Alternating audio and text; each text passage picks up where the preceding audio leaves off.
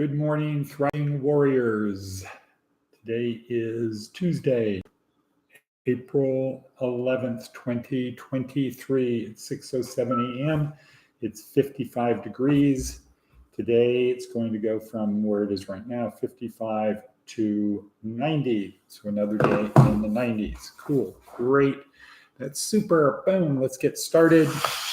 So here we are, Career Services. Good morning, Greg. Good morning. Always good to see you, everyone. Greg Marlowe is here. Greg is in the house. Greg is one of the great workers, great helpers, great attitude, etc. Good morning, Charlene. Hopefully Diana will be on soon. Maybe, who knows? Whatabevy, who knows? Anyway, here we are. Department of Career Services, where our goal is to help you navigate your journey to Successlandia. And it is a journey. It's not a sprint, not a marathon. It's a journey. Like all journeys, there's highs, there's lows, etc. Good morning, Diana. And so we're here to help you on your journey, to successfully navigate your journey. We do that through a whole bunch of tips, hints, hacks, etc. This is the first one, this podcast. However, the real meat, the real stuff is in the description down below. So please watch that and thumbs up, share, subscribe, share, click the bell, you know the thing. So do all that to help spread the word, because that's part of it. That is part of meaning and purpose. Act such that everything you do matters, and service to others. So if you enjoy this, share it with other people. What's down below? Well, there is a link to our online course, a neuroscience-oriented approach to success, which we've been using since 2012, so over 10 years. A link to the motivational video, which I watched to prepare for this, a link to a Jordan Peterson short little video, link to a Daily Stoic short little video, link to Baraka Church, link to Jack Rowland, link to David Goggins, link to Seth Godin. There is our TED Talk. Today is week 3, day 2, Seth Godin, The Tribes We Lead, how to get people to join your tribe, or how to nudge your tribe forward. More about that later. We have the services we provide our members: housing, clothing, food, hygiene, transportation, skills training, foundational employment, and career planning. All of those things wrapped up in here. And yet there's more, Johnny. There's more, Johnny. And the Aesop's Fable, the new version of Aesop's Fable, modernized. So let's get started. Cup of coffee with my IKEA French press and Sam's Club beans that we grind here.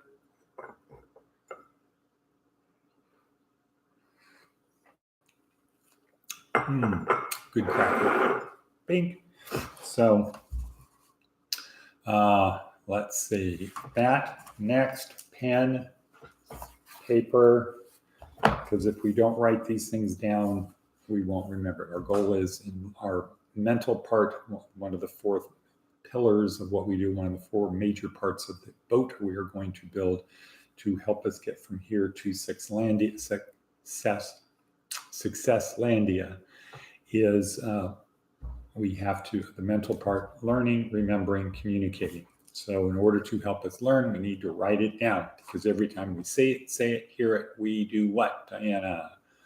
We make another copy in our brains. So got our coffee, had that, strap on our virtual seat belt, get ready for this day out here. And next is our simple theme of today. Simple theme of today. You do this one thing, this will help you on your journey. Do this one little thing, dream big dreams. You want to get from point A to point B, you want to help move forward in your journey, dream big dreams. Not small dreams, dream big dreams. Cool. There we go with that. Now, our attitude of gratitude. So write in your book, I'm so happy and grateful now that, and then ask yourself the question, what am I so happy and grateful for right now?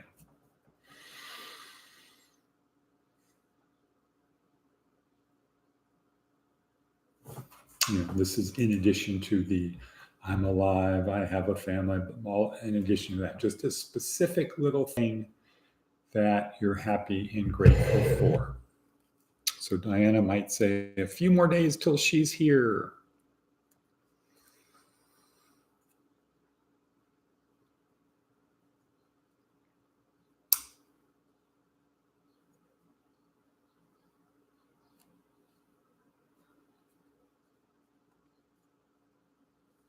Okay, so moving right along. TED Talk. Today's TED Talk is Seth Godin. This is now getting people on board our boat, getting them on the boat. We can't get to Successlandia in a boat that we built that we're going to get there by ourselves. No. If we're going to build a boat like that, it would take us much longer and we'd have to be much more talented to create a boat that we could sail on our own to Successlandia, being able to acquire as much treasure on the way. No, we need people. Let's do it the easier way. Let's have other people on the boat with us. So this week is how do we get those people on the boat?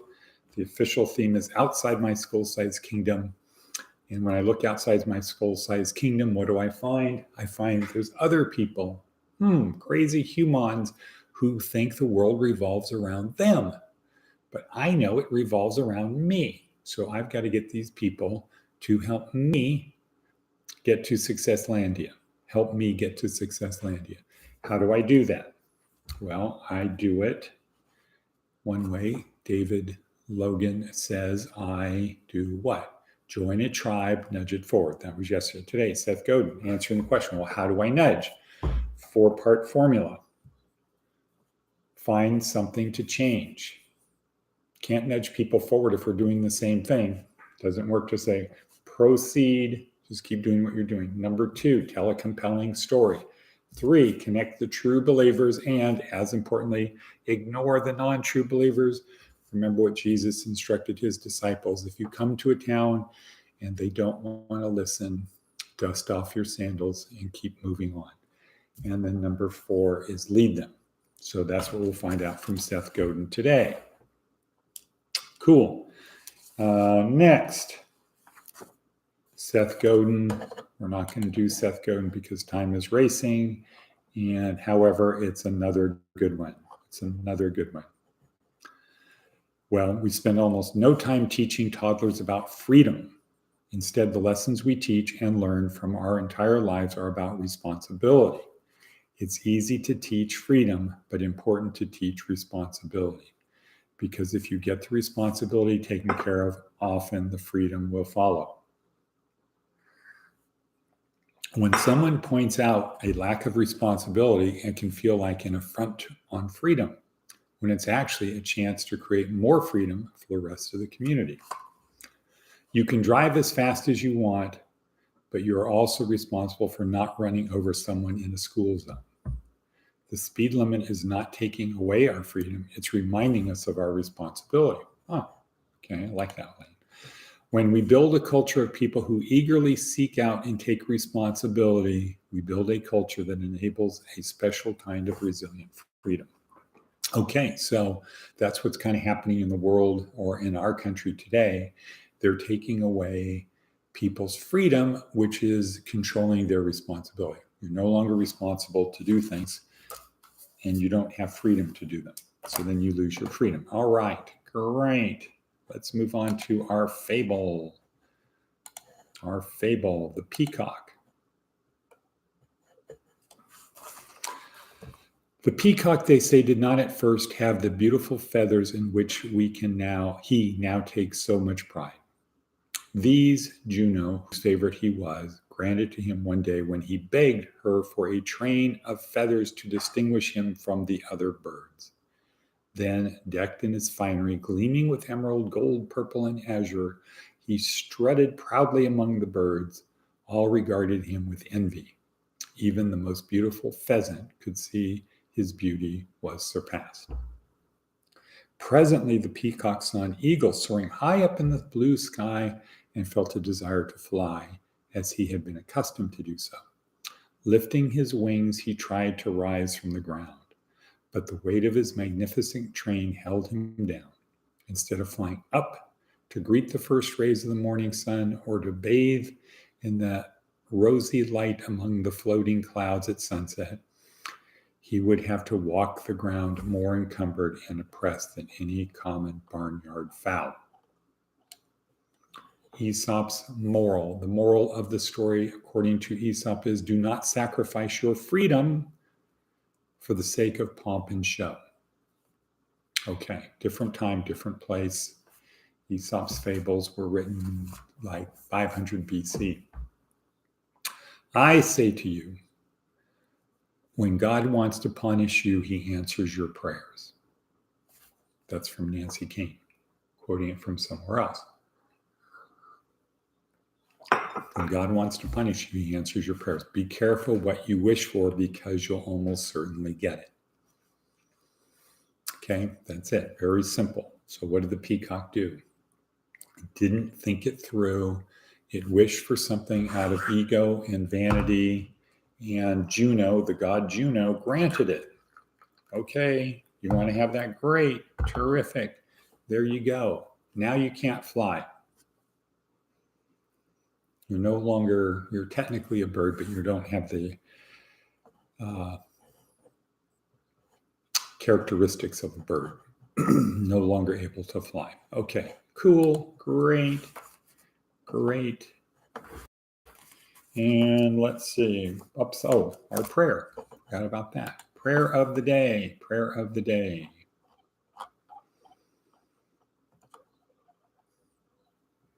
This is Jeremiah 33:10. In this place of which you say it is a waste, there will be heard again the voices of mirth and the voice of gladness, the voice of those who sing. So that is from Father Greg Boyle, Jesuit, Homeboy Industries, talking about kinship, going out to the margins, where on the other side is the them, the disposable, the people who have problems, the not us people. His advice, his suggestion, urging is to go out to the margins, because that's the only way the margins will disappear and we will stop disposing of people. If you want to see that one, you can go to the Father Boyle Pepperdine speech 2017. All right. Next we have, okay, so again, imagine you're building a ship. You need to get to Successlandia, across the ocean, which is ever-changing, uncertain, unpredictable, or predictably unpredictable, dangerous if you don't know what you're doing.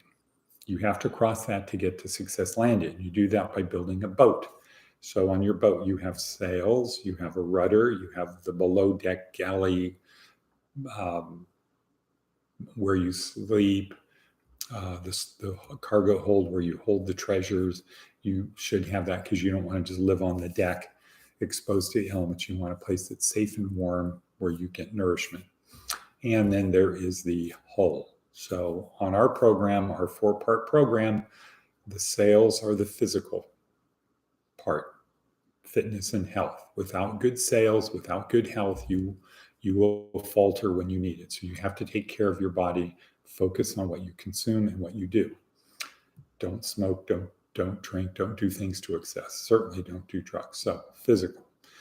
The rudder, you need to be able to steer to navigate to Successlandia. You can't really steer a boat, you have to navigate because the currents and the weather are always changing.